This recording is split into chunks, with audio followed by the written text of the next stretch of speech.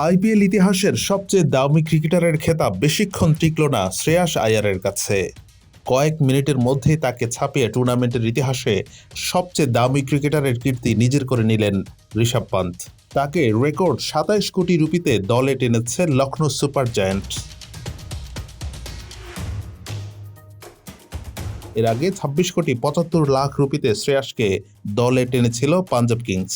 গত আসরের Mitchell স্টার্কের record ভেঙে আইপিএলে সবচেয়ে দামি ক্রিকেটারের তকমা পেয়েছিলেন শ্রেয়াস। তবে এবার সে রেকর্ড নিজের করে নিলেন ভারতীয় wicket keeper batter Pant. Lucknow তাকে পাখির চোখ করে রেখেছিল।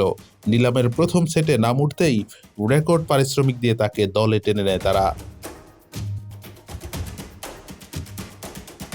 পান্তের মধ্য দিয়ে শেষ হয়েছে প্রথম সেটের নিলাম। এই পর্বে যেই ৬ ক্রিকেটারের নাম উঠেছে তারা সবাই ১০ কোটির বেশি পারিশ্রমিক পাচ্ছেন।